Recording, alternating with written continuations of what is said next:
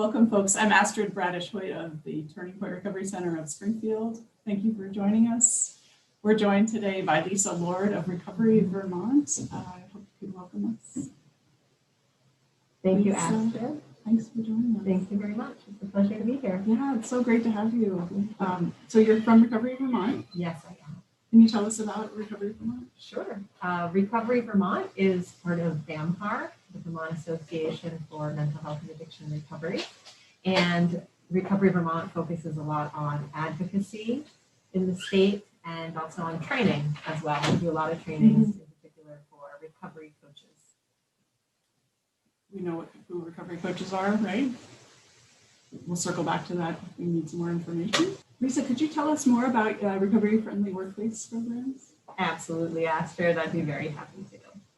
So Recovery Vermont is working with a group of really wonderful people in the state to promote our recovery-friendly workplace initiative. And the goal is to help reduce stigma in the state, particularly amongst employers. Employment is a really important part of recovery and maintaining recovery, as you know. And so we are working to support employers in becoming really well-versed and understanding of the fact that addiction is a disease, it's a health condition. And so we are trying to help employers to be very welcoming to people in recovery and have recovery be part of just everyday conversation at work. Awesome. I have a quote that I love to refer back to that was quoted to me. Employment is key to restoring a productive life and recovery. And as a person in long-term recovery, I can completely relate to that. I mean, it is part of our hierarchy of needs. We need to address having money for food and housing and having employment, sort of as a framework to those pieces. And of course, having our recovery in general is sort of the base of that, or the capstone. So you're looking to help employers and employees in recovery? Yeah. Tell us a little bit more about that. Yeah, so there are really two main pieces of the recovery-friendly workplace initiative. One of them is an awareness campaign to help reduce stigma and really to help celebrate recovery, right? Awesome. Recovery is so worth celebrating. Yeah. And so that's one of the main pieces. And then the other piece of it is helping employers know what resources are available to them. What resources are available specifically in their area, and also what resources they can offer for their employees or for their employees' families to help support, whether it's treatment or recovery, but really helping employers feel empowered and help them to empower their employees as well. Can you talk a little bit more? I mean, gosh, stigma. You mentioned the word stigma. This is a big deal. I mean, we face it in our VA walk, and then there's the folks sort of on the outskirts of the recovery community. As someone like an employer, how they view stigma. Can you talk a little bit more about stigma and employment? Yeah, happy to talk about stigma.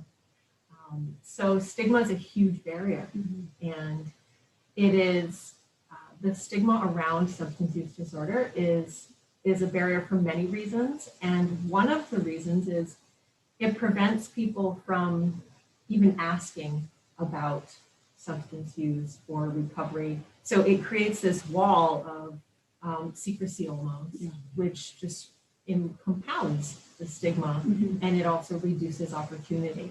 So we want to open up dialogue, and we want to have employers be comfortable having conversations and realize that, if I had an injury or if I had an illness of some other sort, heart condition or something, I might talk to my employer, hey, I need to go to my cardiologist. Just like an employee with a substance use disorder or someone in recovery might need to go to the MAT clinic. It's just a part of life. And so helping to take away some of the mystery and help to break down some of the fact that a lot of, stigma comes from programming. People grew up watching lots of television or wherever their communities, wherever they've learned these stories that they've learned about what substance use disorder is or means, a lot of that, it's very inaccurate. So hoping to break that down and remove barriers in that way. Awesome. Yeah, I think the old adage or the old the outdated understanding, actually the model never fit of an addict or quote unquote addict is somebody who is a failure and isn't someone who's seeking recovery isn't necessarily that person today. They can be someone of the most successful people as an employee. You mentioned barriers. That's also a big word to recovery or understanding of the disease of addiction and employment. Can you talk a little bit more about some of those barriers? Yeah, well, certainly a lot of barriers between stigma. So do you mean barriers to employment? Correct. Yes. Yeah. Thanks for the clarification. Certainly. Just wanted to make sure I had things. Yeah. In my head. So yeah, barriers to employment. It could be transportation. Yes, it could be gaps in work history. Yes. It could be challenges with childcare.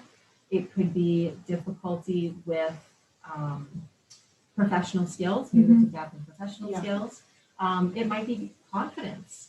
There's, because of the stigma, there are messages that might prevent people from feeling comfortable reaching out for employment.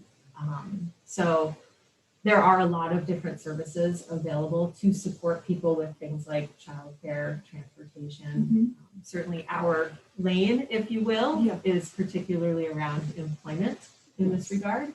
But yeah, in any way that we could support employers, if we can help them connect, whether it's with a local turning point center, a local recovery center, because the recovery centers really can support people in finding some of those supports that they need to break down some of those barriers.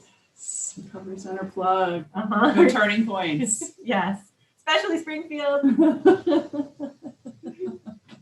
spfldtp.org is our website. Please refer to that. So we talked about resources. We talked about some of the barriers to employment. We talked about stigma as it affects the employers and the employees or potential employees. As a person in long-term recovery, I have an understanding that addiction is chronic. If I decide to go back out into my using, I understand that I probably will be right where I left off. And the good news for those folks seeking recovery, it's not all doom and gloom. That addiction is preventable and it is treatable. With supports, we can be better, we can be well, and we can be in recovery. Recovery is 100% possible. I think it's really important that we share the good news while talking about the resources that are available. Yeah, absolutely. We've been talking with Working Field. Is that somebody that you work with? Working Fields is a big supporter and a big contributor to the Recovery Friendly Workplace Initiative. Working Fields is an employment agency, a staffing agency, and they offer a lot of supports for people in recovery who are seeking employment, and they support both the employer and the employee, and so it's a very much a win-win situation. It really helps people to get back into the working industry, and it also helps employers be able to support their employees. Really, it helps with best practices in terms of caring for the people who work for you. It's just specific to the recovery. So they would be sort of you would make a referral to them potentially.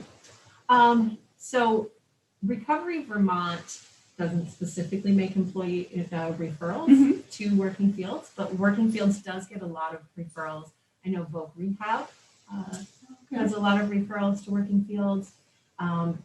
Recovery centers may or may not. That's something that we have to look into a little bit more. But I know the majority of their work is referral based, and I wish I had more answers as to where those referrals are coming from. Great. It's great. We're working with them a little bit, and I wondered if your work dovetailed at all. You're coming from the education side as opposed to matching folks with employment or employers. Yeah, definitely more on the education and training side. And Working Field is expanding. They Such good news. It's expanding like rapidly. It's a very successful model, and it works. It gets people back into work, and people you know, they start on a path of really meaningful and stable work. So it works. You mentioned sustainability. My small understanding about them in particular, and you encourage this model of recovery coaching. This is the piece that I wanted to come back to. Recovery coaches will help the person that is in or seeking recovery establish sort of the boundaries of what they want their recovery to look like, and the coach will come alongside and help develop that relationship and that design for living. And recovery coaches are a piece of working fields. I know that it is a part of their relationship that somebody continues to have that, and that ongoing support is so important. And I know that folks that are, let's say they go to treatment, if they're looking for that avenue, they don't always get the kind of support they need afterwards. And I so encourage folks to check out more of their website if they're looking for more information. I know this isn't an ad for them. I'm a big fan of their resources, and even bigger fan of Recovery Vermont. Mm-hmm. Thanks. Yeah, they've been such a great support for us here in Springfield. There's something that I wanted to circle back to. Please. You were talking about people in recovery making really good employees. Mm-hmm. And something that has become more and more clear to me is the work that it takes to be in recovery, to enter recovery, to stay in recovery. Yeah.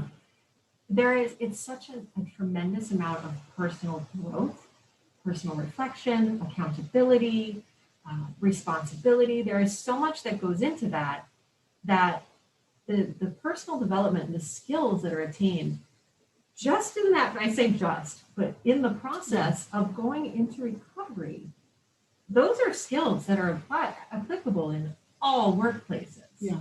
And there's a tremendous amount of wisdom that people gain when they're going through recovery and then long-term recovery, because the work, you just got to keep doing the work.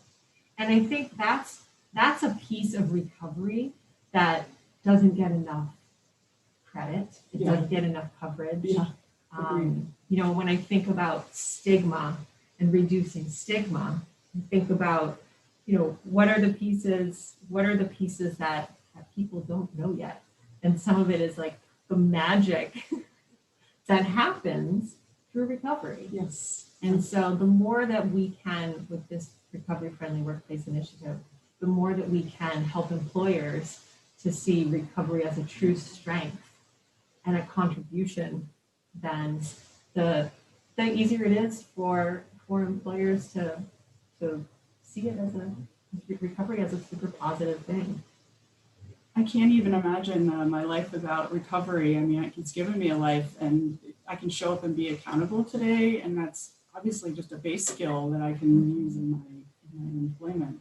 Putting one foot in front of the other, it's huge. It's huge. It's really taught me. Recovery has taught me how to do everything, including how to show up on time for work and be somebody who takes action. And I want that for anyone who's seeking recovery, to sort of feel uplifted by that message of hope. Yeah. So thank you for circling back.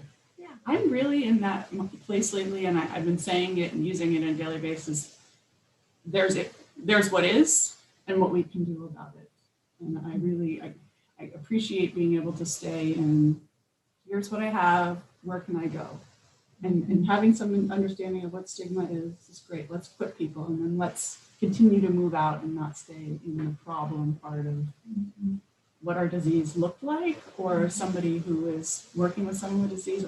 I know that some of the training that we offer at the Turning Point around workplace initiatives equips employers to programs like the EAP. Do you want to talk a little bit about EAP? An EAP would be an employee assistance program, and it's a service that employers can offer their employees or their staff members, and it's an outside organization, and employees can go to a representative from their EAP, and they can get confidential support, and it could be therapy, it could be support around health conditions, anything that relational issues, anything that an employee is struggling with, because whatever you're struggling with at home or personally, Yes. you bring it to work Yes. as much as you might try not to. Yeah.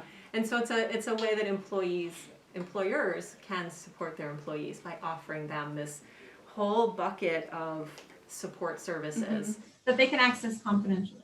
The employer doesn't need to know that they're having marital issues, and so they're talking to the marriage counselor through their EAP program.